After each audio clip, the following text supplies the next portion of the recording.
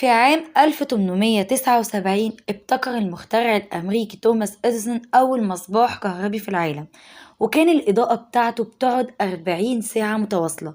بعد كده اتطور المصباح الكهربي للشكل اللي بنشوفه دلوقتي. السؤال بقى، هل المصريين القدماء توصلوا للمصباح الكهربي؟ وإيه حكاية المصباح الكهربي اللي لقوه في معبد دندرة؟ وهل ده مصباح كهربي ولا ده لغز من ألغاز الحضارة المصرية القديمة؟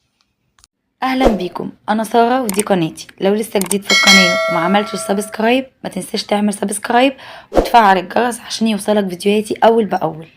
عشان نعرف حكايه المنظر اللي بيقول عليه مصباح كهربي، تعالوا نعرف الاول فين معبد دندره، وخدكم رحله كده لايام العصور القديمه، عصر المصريين القدماء وعصر البطالمه.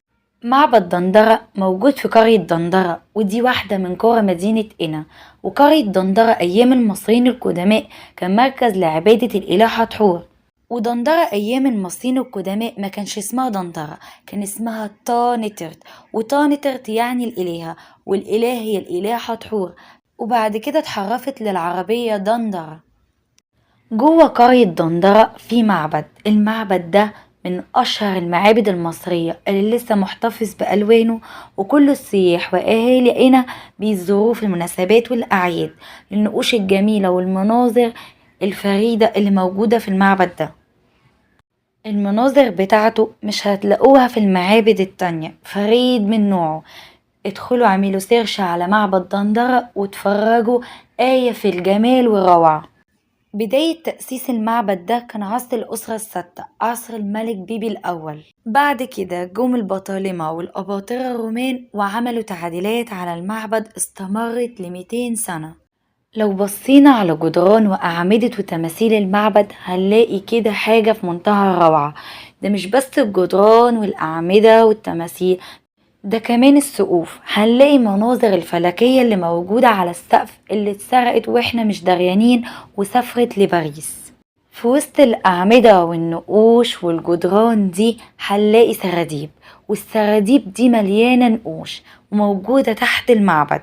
النقوش دي فيها منظر أثار الدهشة لعدد كبير من الناس، وكتر الكلام عليه.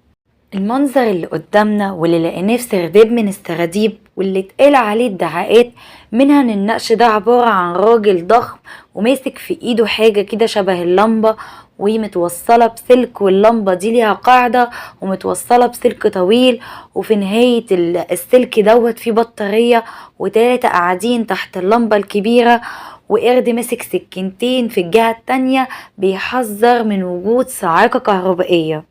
والناس فسرت الكلام ده وقالت اللي فيه نقش موجود ومصاحب للمنظر ده بيقول ان ده عيد راس السنة عند المصريين القدماء، وان الآلهة دول بيحتفلوا بالعيد وبيشغلوا المصابيح.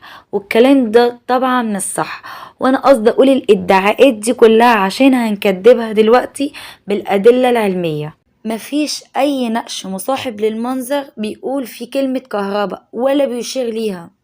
كمان النقش اللي قدامنا ده بيرجع لعصر البطالمة، مش عصر المصريين القدماء. يعني المصريين القدماء ملهمش دعوة. كمان كهنة معبد دندرة في العصر اليوناني والروماني، دول ناس محتلين مصر.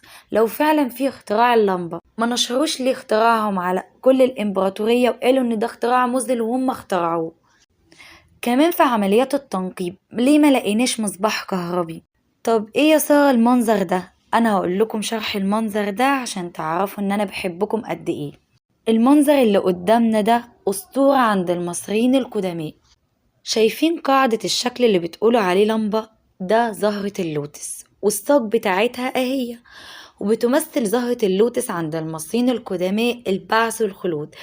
اتخيل المصري القديم ان في بداية الخليقة طلعت زهرة اللوتس وخرجت من المياه الأزلية، وبعد كده ظهر عندنا الإله رع في هيئة طفل فوق الزهرة. يبقى دي مش قاعدة لمبة، ودي زهرة اللوتس، وبتمثل رمزية عند المصري القديم التجدد والاستمرار. عشان كده بنلاقي في معظم المناظر ان المصريين القدماء ماسكين زهرة اللوتس وبيشموها.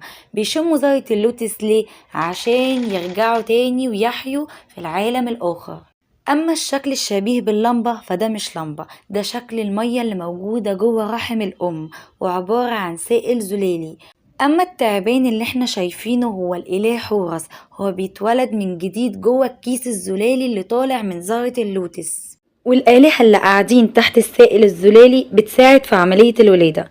وعمود الجد هو العمود الفقري بتاع الإله أوزوريس، هو رئيس العالم الآخر وبيساعد في عملية ولادة ابنه. ده تفسير المنظر اللي قدامنا، يعني مش لمبة. ما تصدقوش أي حاجة تسمعوها أو تشوفوها إلا ما تتأكدوا منها، عشان الكلام على المصريين القدماء كتير جدا. أشوفكم في رعاية الله، والسلام عليكم.